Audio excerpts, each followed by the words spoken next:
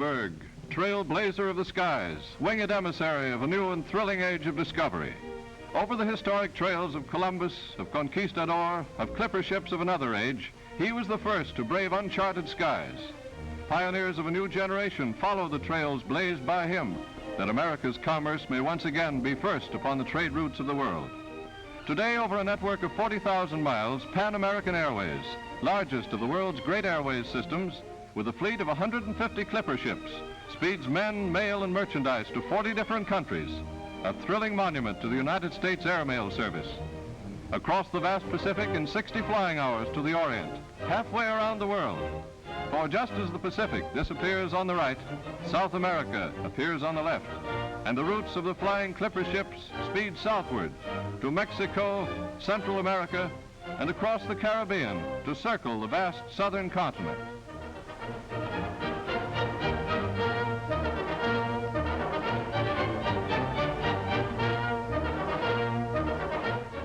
Starting our aerial cruise over the famous Lindbergh Trail, our first voyage takes us to Havana. Once days away, aboard one of the giant clipper ships, this gayest of Caribbean capitals is now but 130 minutes from Miami. Eastern International Gateway between the Americas, this port of the clipper ships is the transfer point for the airliners from the north that speed thousands of passengers, tons of mail, and air express for the clippers to wing southward to another continent.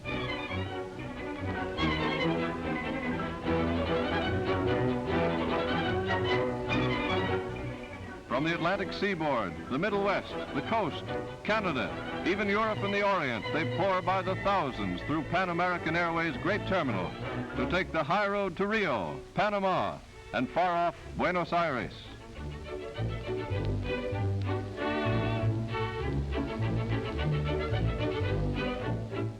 On their way to points all over the globe, more than 200,000 sky travelers have passed through here. Businessmen who find the aerial trade routes swiftest. Pleasure travelers in search of all the color and romance of faraway places. All come to travel in the swift, sure comfort of the giant flying clipper ships.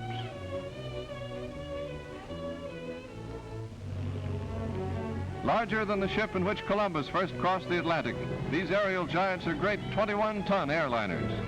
Manned by veteran crews of 5 flying officers, they operate with meticulous precision and have a record for dependability unsurpassed by any form of transportation.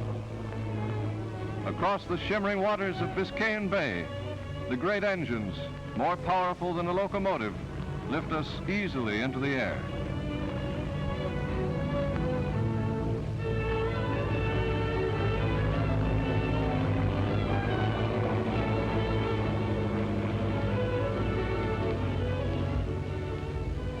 In a moment, we glance down to see the terminal base passing below. It's hard to believe we're aboard an airliner, so large and roomy are the cabins, so smooth and quiet its flight. All too soon, the shimmering blue of the Gulf Stream merges into the outline of Cuba's coast, and we are over Havana. A city close to the States, yet one which has an entirely different atmosphere. It is cosmopolitan, European, Spanish, but above all, it is delightful. It is now far removed from the days of pillaging and fighting along the Spanish Main, when Havana was a center of attacks from freebooters and pirates.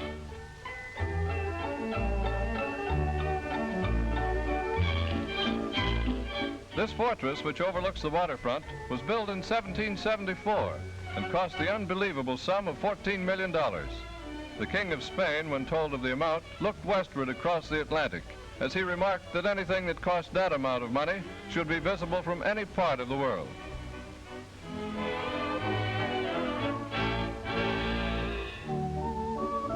Facing the waterfront is a beautiful domed palace of the President with a palm-lined walk running down to the ocean. Today, sections of the old wall, which at one time surrounded the entire city, still stand. The Capitol is among the most beautiful and expensive buildings of the world. Its great dome dominates the city. The Prado, where everyone promenades, runs from the sea to the main park, which is surrounded by interesting buildings.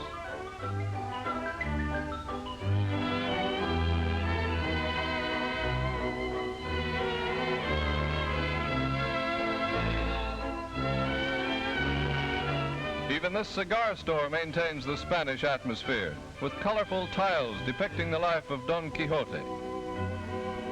This great old cathedral and the surrounding buildings are among the original Spanish landmarks of Havana.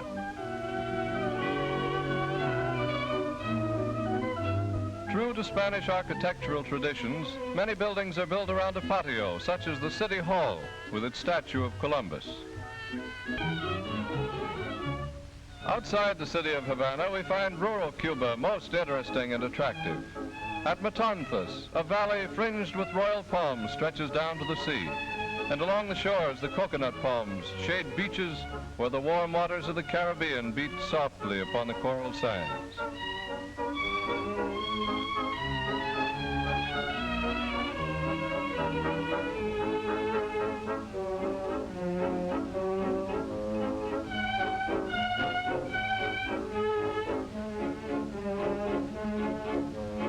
At the little village of San Diego de los Baños, the terraced homes could be a hillside in the Pyrenees.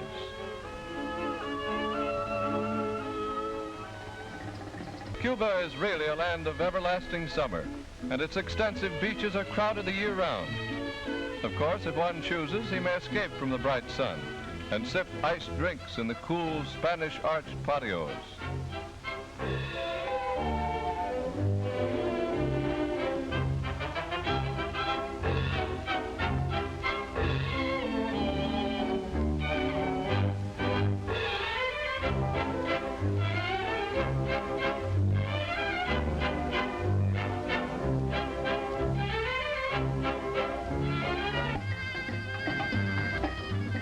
Cuba is always pleasure-loving, but at night, life centers about Havana, where beautiful women and handsome men gather, or meet beneath the stars at...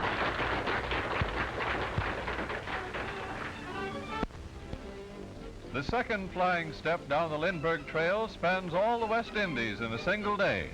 Crossing Cuba, the clipper ships speed on over Haiti, Santo Domingo, and Puerto Rico. Thence along the tropical isles of the Caribbean to Port of Spain, Trinidad.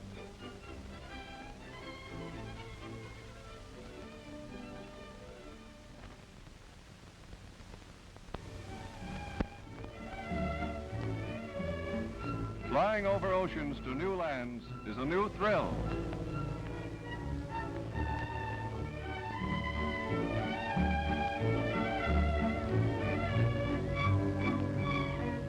As our Skyliner speeds across the blue Caribbean, we pass over Cape Haitian at the tip of the fascinating island of Haiti. It was here that Christophe, the Black Emperor, made famous in the stories of Emperor Jones and Black Majesty, built his mighty citadel atop a 3,000-foot mountain peak. By means of manpower, such as must have been employed in the building of the pyramids of Egypt, the huge blocks of stone and galleries of cannons were dragged up the almost inaccessibly steep sides of the mountain. Many are the stories of this brutal achievement. One that a group of men almost at the point of exhaustion while trying to pull up one of the heavy cannons complained they could not do it alone and pleaded for more men to help them. Christophe ordered every 10th man shot as a warning. The ones remaining then, struggling to preserve their own lives, did the job alone. Across the island, at the end of a long bay of deep blue water, we come to the city of Port-au-Prince, capital of Haiti. Along the waterfront, the fishing fleet anchors, and the fishermen barter their goods to the people from the mountains for staple products, which their life at sea prevents them from raising.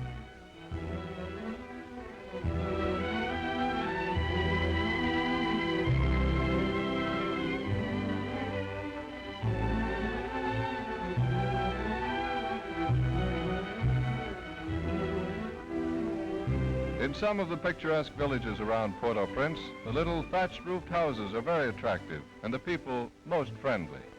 Even the women enjoy smoking pipes here.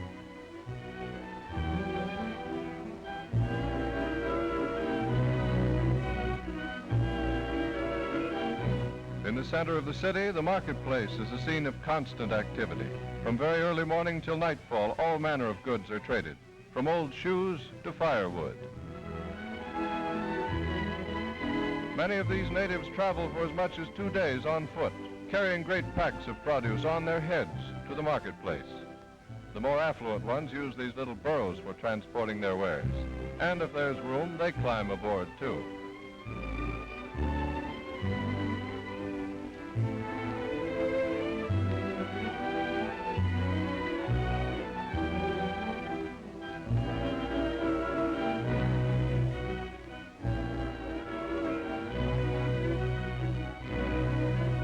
Not far away, the imposing cathedral overlooks the restlessness of the market.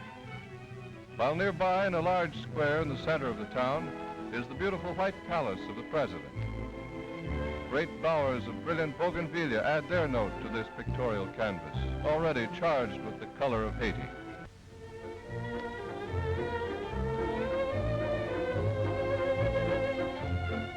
Boarding our flying clipper ship again, the motors roar, the checkered flag signals all is clear ahead, and off we go to add more thrilling experiences to our trip in the other islands of the Caribbean.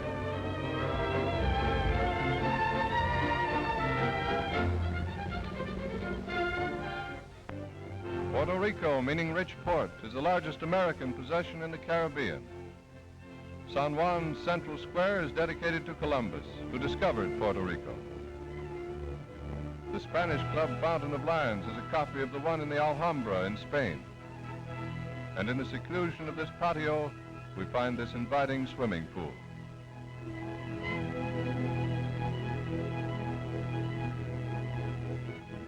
The original White House of Ponce de Leon, who discovered Florida in his search for a fountain of youth, stands above the heavy stone walls of the original fortifications of Puerto Rico.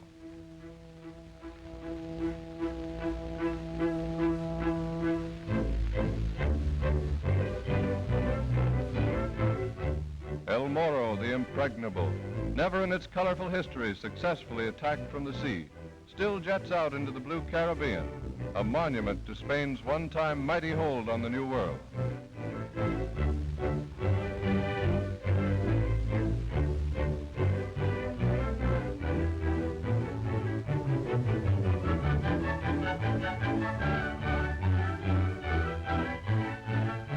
From a sentry box in the walls where Spain kept a constant watch on pirates and enemies, a sentinel mysteriously disappeared one night.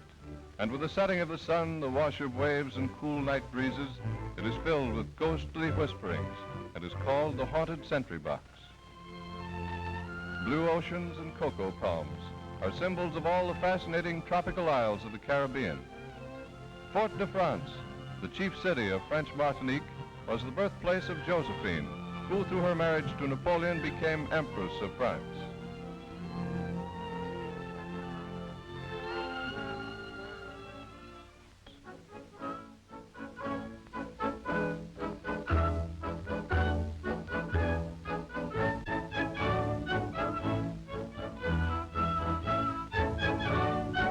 In 1902, a tragedy stunned the world.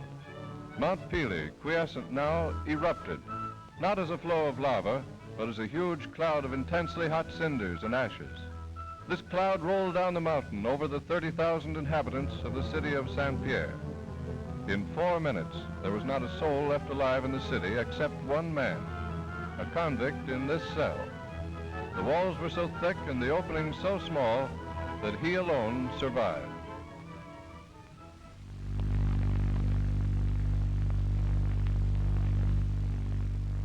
Wings speed us again across the lovely isles of the blue Caribbean, basking in the mild sunshine of the tropics. And we're in Trinidad with its blue waters and palm-fringed shores. Cocoa or chocolate is raised here in abundance.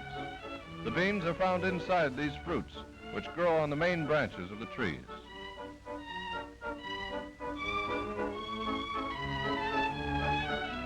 Outside of the cities, the little thatched roof homes are extremely picturesque.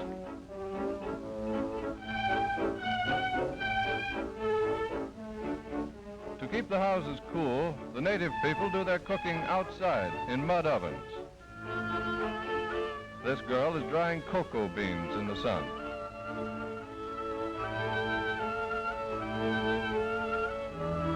There are many Hindus in Trinidad, and their mosques or temples add a bizarre note to the Caribbean architecture.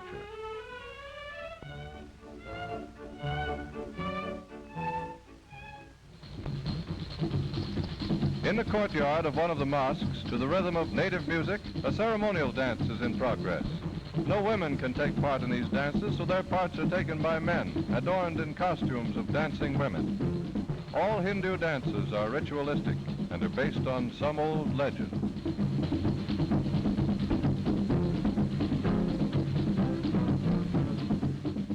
Thus, in a little chain of islands, east meets west. We have found bits of Spain, France, Britain, and a black republic. Truly an exotic combination of life and interest in this romantic adventure through the Caribbean.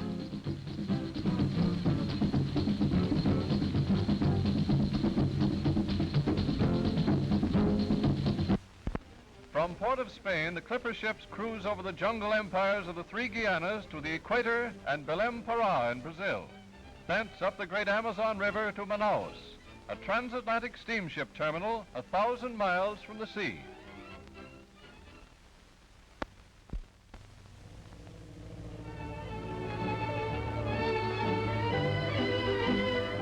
Soaring swiftly through southern skies, our flying clipper ship speeds us on to the Guianas.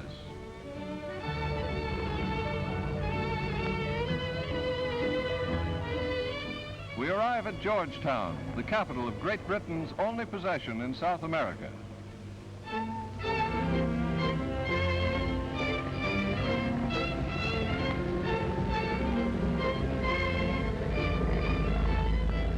As the pontoons of our ship gently skim over the water, it becomes an exciting realization that at last, in one of the few countries whose innermost regions are not completely explored, and where even the beaten paths remain unexploited.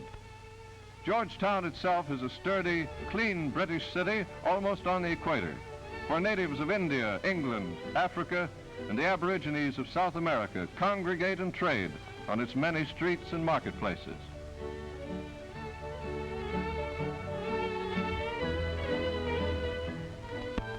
Outside the city, palm-fringed canals lead the way to plantations of sugarcane, then through vast rice fields.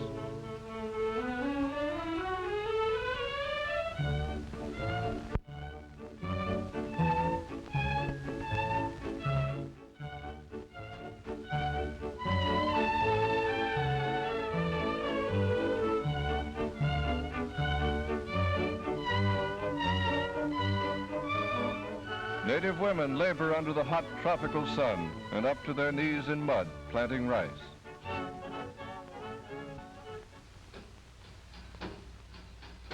British Guiana is a network of rivers which wind their way through great jungles. In a voyage up one of the great rivers to Kaieteur Falls, the unexplored jungle shores are alive with animals which peek at us from the underbrush and trees. We're heading for Kaieteur, the most talked of waterfall in the world, and practically inaccessible up to a few years ago. Situated in the heart of a South American jungle, it is now waiting for the tourist explorer who wants to visit the lesser-known parts of the world, to see the more rugged side of nature on this great continent of romantic legend and brave discovery.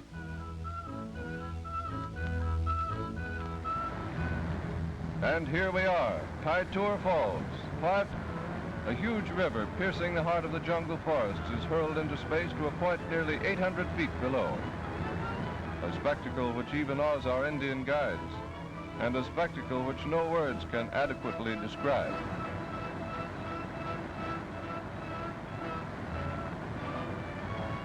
As in our own Grand Canyon, everything in this mighty panorama is on such a huge scale that one loses his correct perceptions of size. However, when one realizes that the entire Woolworth or Chrysler buildings could be placed beneath the falls with still room to spare, an idea of its great magnitude may be achieved.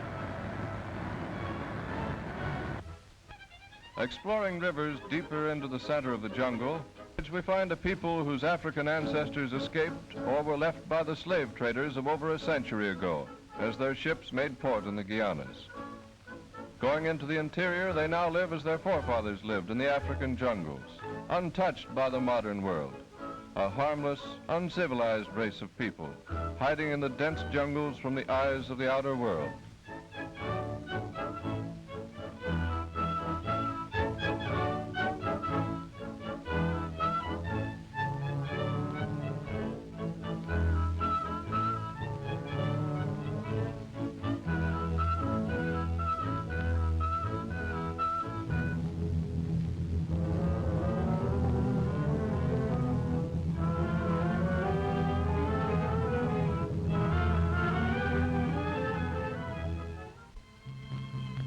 In Netherlands Guiana, Paramaribo is the quaint seaport capital. In Government Square, the atmosphere is most colonial, with the Court of Justice building and Government House, in front of which stands the monument of Queen Wilhelmina of Holland.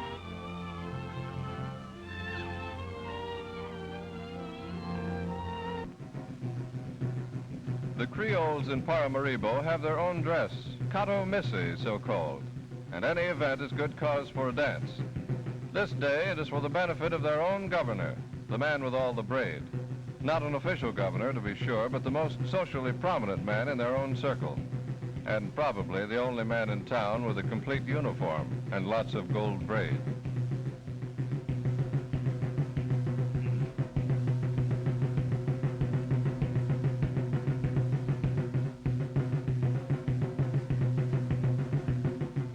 This rumba shimmy Charleston combination is hot stuff in Paramaribo's Harlem. And so we come to the end of a chapter on those little known but tremendously interesting countries, the Guianas.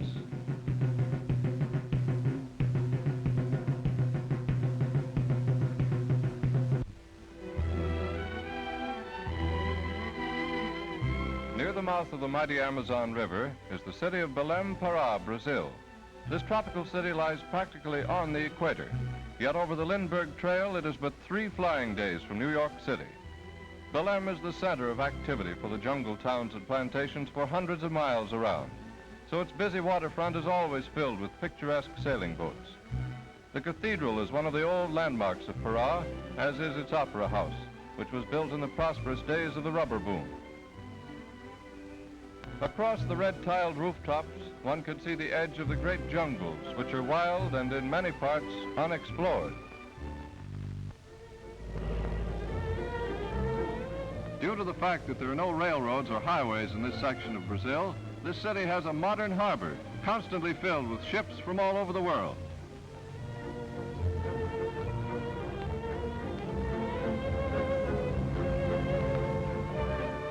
By plane, we speed over the dense jungles of the Amazon, 180 miles wide at its mouth.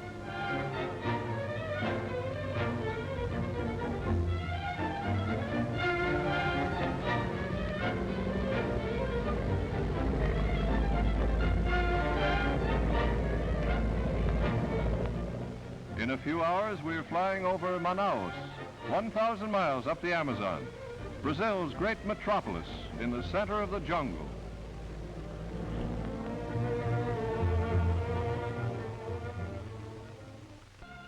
Manaus was the first city in South America to have a streetcar.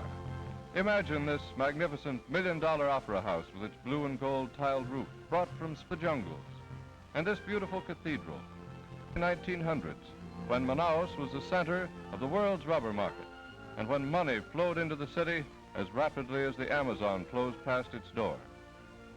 Today it has but a shadow of its former grandeur, but to us it is the starting point of a thrilling adventure in the great interior of the Amazon Basin. Traveling up some of the smaller rivers, tributaries of the Amazon, we get our first intimate glimpse of real jungles.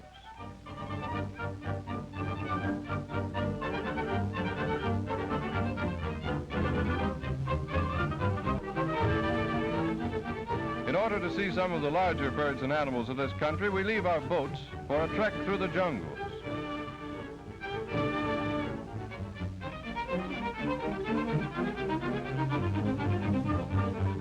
This stork-like fellow with the bulgy neck is a species of the many kinds of wading birds which inhabit the equatorial lowlands.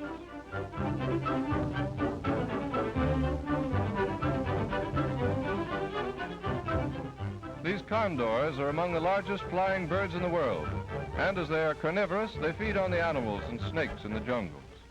To them and other vultures falls the job of keeping the forests clean and free from decaying animal matter. Armadillos, that queer combination of tortoise and hedgehog. In the underbrush, we come upon a most curious animal, the anteater. Equipped with a long snout, he can burrow into anthills and often uses his stiff, bristly tail to sweep over the ground and brush the ants into a pile.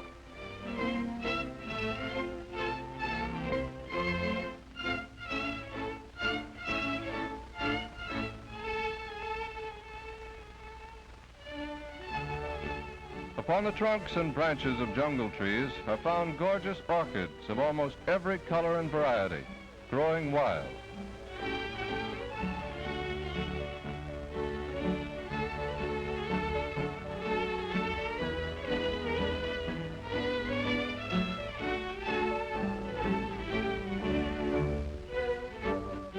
Many of the orchids are so delicately patterned that they look not unlike lovely butterflies.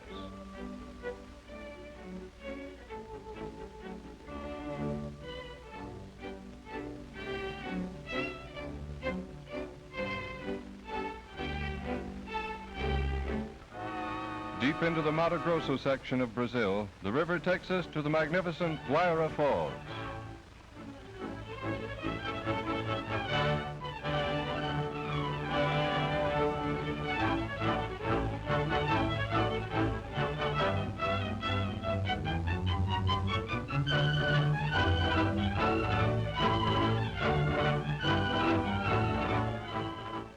This great river rushes through narrow, impassable chasms on its way to the sea. A spectacular climax to our unusual jungle adventure.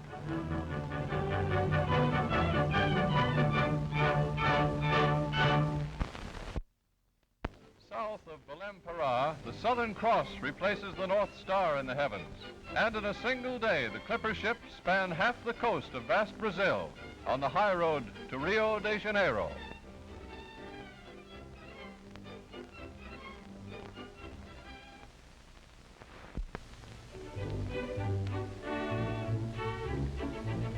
Flying down to Rio. Capital of Brazil, the world's most beautiful city is magnificent from the air.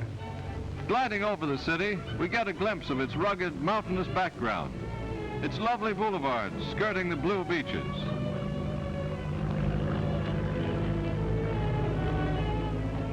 And Rio Harbor, the finest harbor in the world, and for which it is justly famous.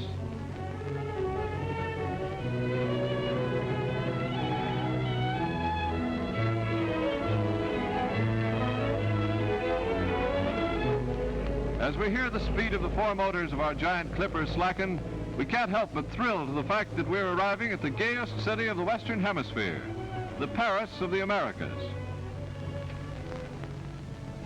The main section of Rio is located on the Avenida Rio Branco. The architecture of the older buildings is very European in design. Rio's Opera House is copied after the one in Paris.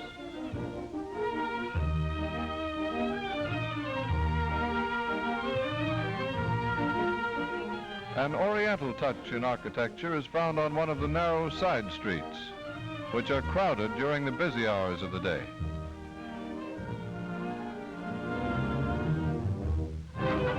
Many of the new buildings are most modernistic in design, with the old and the new mixed together in perfect harmony. Along the main drive to the many beaches are lovely public gardens and fountains, and always the sugar loaf is in the background.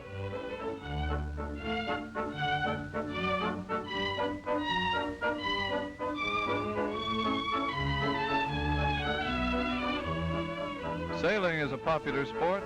Rio is a city of color, so it is no surprise to see many red sailboats decorating the brilliant blue waters of its many bays.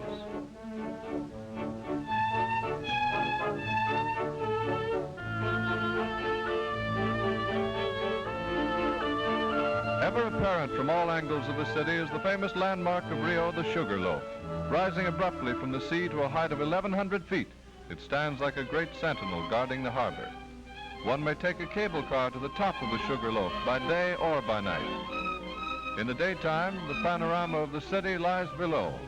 At night, it is equally interesting to look down upon the thousands of lights in the magic city.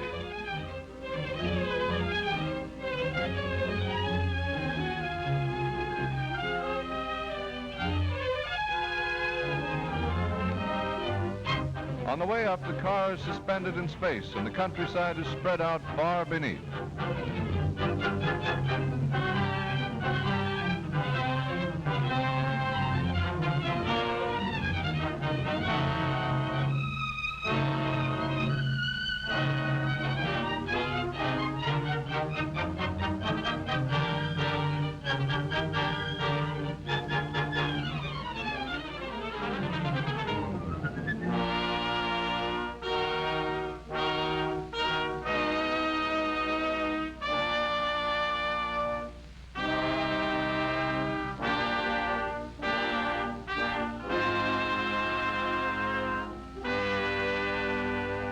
Arriving at the top, we realize how high we are, for the whole section of the country is visible as far as the eye can see. And the large buildings of the city look like toy blocks below.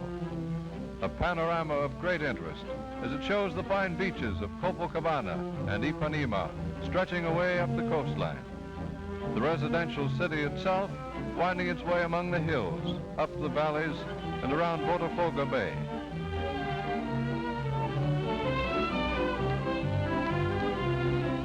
Concorvada is the highest of the many hills, and on its top is a huge statue of Christ, visible day and night from all parts of the city. For dreamers of splendid landscapes, of natural marvels, of sunny seaside places with sandy beaches and crystal blue waters, no other place can be compared to Rio.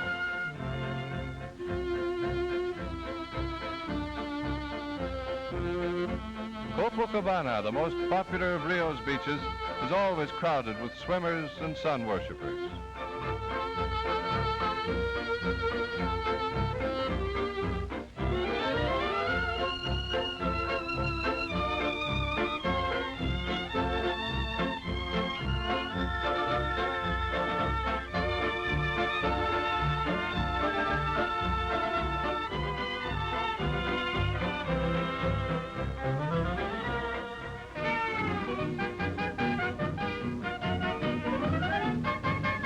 Carnival arrives. For months, everyone waits for this event.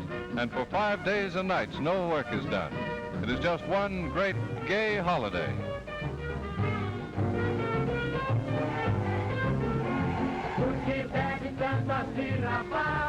Everyone costumes himself for the event. Some fantastic, some beautiful, some comical, and some mildly insane. But all for one purpose. Everything is sacrificed to joy. Special carnival songs are written each year for this event, and the crowds sing and move to their tempo through the crowded streets. An entire city of nearly 2 million people, all costumed and happy, give up all thought of past or future. It is carnival, and only carnival counts.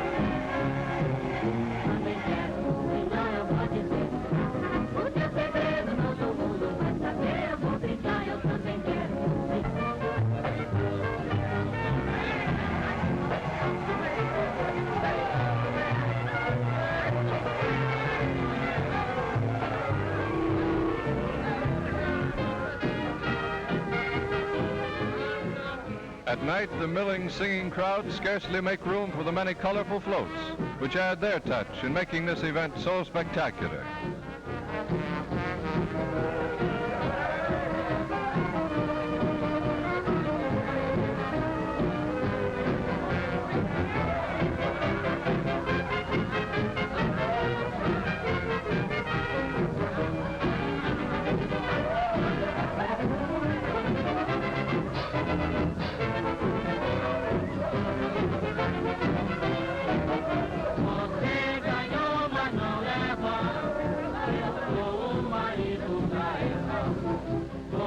Night and day, this fantastic carnival continues. Just one of the many reasons why Rio is the city no one can ever forget.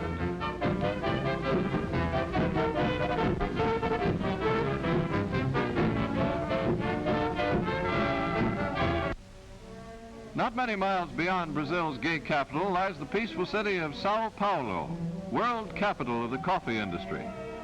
One of the most beautiful cities on the southern continent, São Paulo's broad avenues, lined with verdant trees, lead to the impressive new monument commemorating the independence of Brazil.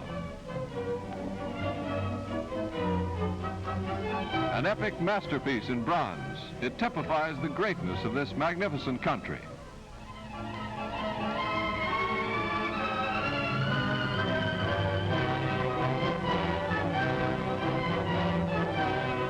The landscapes and buildings of the Ipiranga Museum, with its gardens and fountains, remind one of Versailles.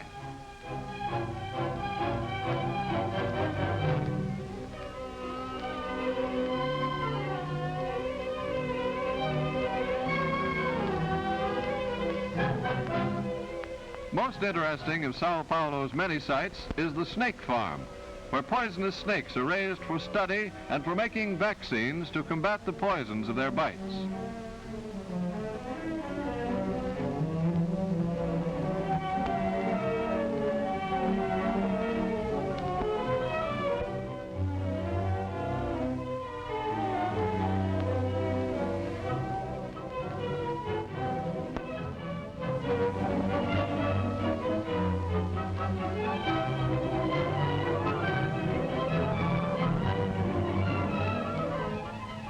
Familiarity certainly breeds contempt, for this man pays no attention to the many vicious rattlers around him.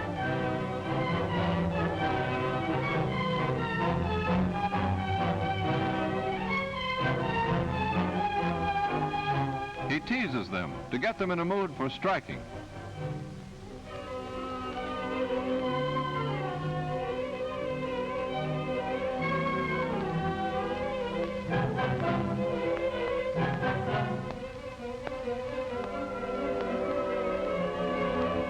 He and the doctor, by careful manipulation, force the rattler into giving up the deadly poison from its cruelly fanged mouth. A dangerous business, I'd say.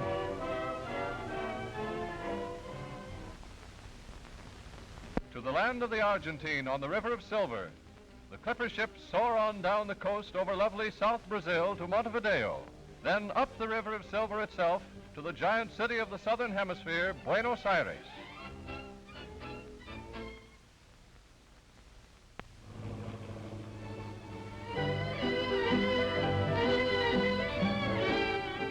And so, on to Uruguay we speed in this flying clipper ship.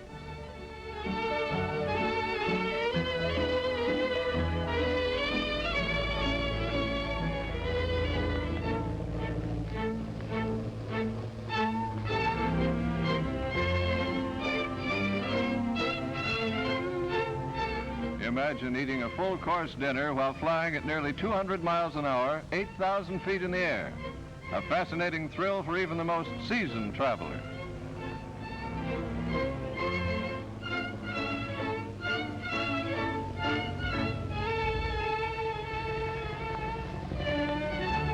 Montevideo. From the top of this hill overlooking the entire city, the last remaining cannon reminds us that this was once a Spanish stronghold in Spain's conquest of the New World. The capital of Uruguay is a busy, modern city with a splendid harbor.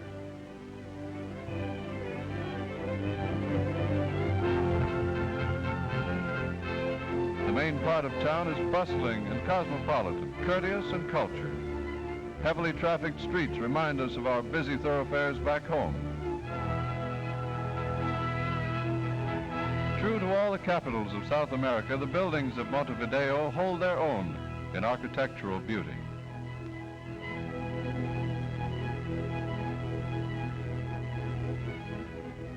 A brush peddler with his top-hatted donkey adds a picturesque note to these modern surroundings.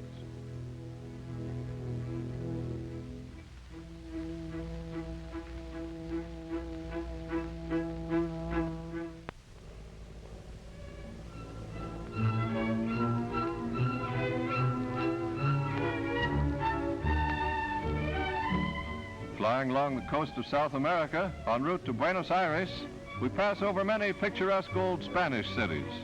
their red tile roofs contrasting with the blue waters of the Atlantic.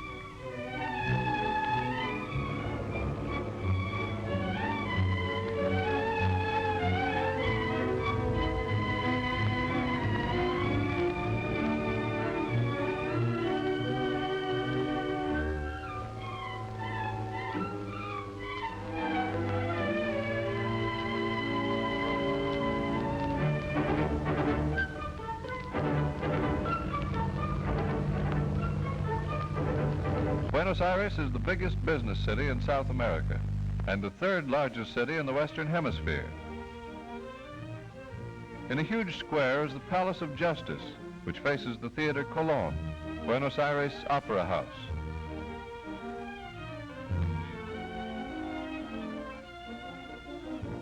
A very modern 32-story apartment house rises next to one of the many parks. The boulevards are extremely wide and flanked by beautiful buildings, some modern in design and others of old French and European architecture, and everywhere parks and statues. The capital is adorned with huge bronze statues and fountains and is at one end of Buenos Aires' main avenue, the Avenida de Mayo. At the opposite end is the coral-colored government house, beautifully situated across a park. In the entrance, day and night, there is always a guard dressed in the uniform of San Martin. The big resort of Buenos Aires is Mar del Plata on the ocean, a gay place with huge casinos, pavilions for dancing, theaters, avenues for promenaders, and of course marvelous beaches and swimming pools. No summer is a success to the people of Buenos Aires without at least a few weeks of Mar del Plata sun.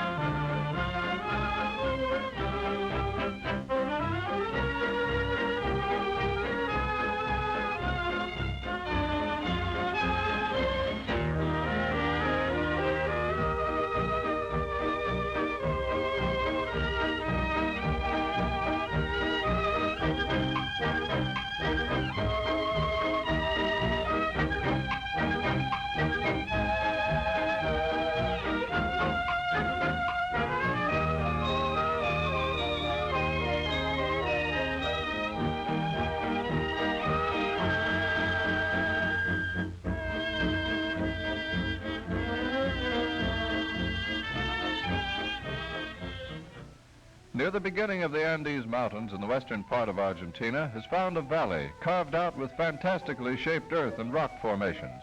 It is rightly named the Enchanted Valley. The big shaft of stone is called the Finger of God.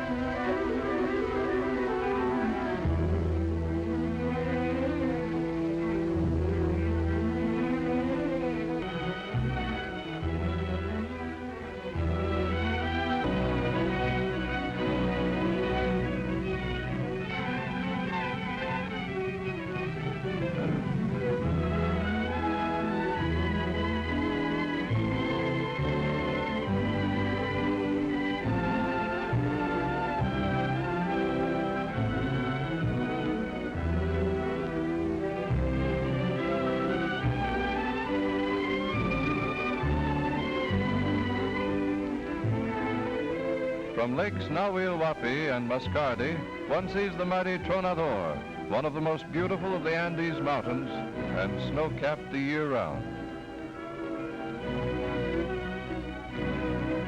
Many of the people in this section of the country still use oxen as beasts of burden.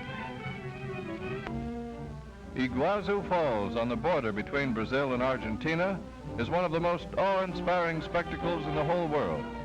In the midst of a subtropical virgin forest, a vast volume of water pours endlessly over a total width of nearly 3 miles, to drop 300 feet to a roaring river below.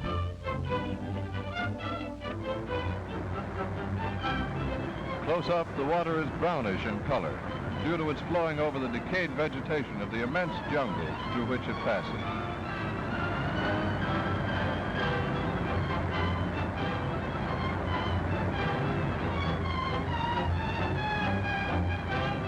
The force of the water sends up clouds of vapor and gives rise to rainbows everywhere.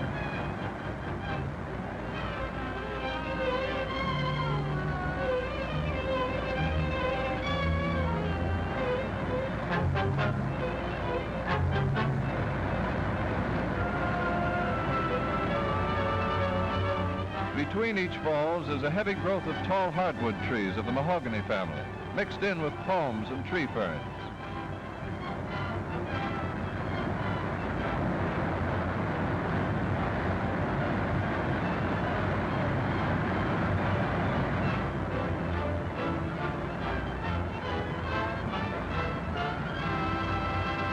This great falls is a fitting climax to our jaunt through Argentina, a great country foresighted enough to preserve all of its natural beauties for generations yet to come.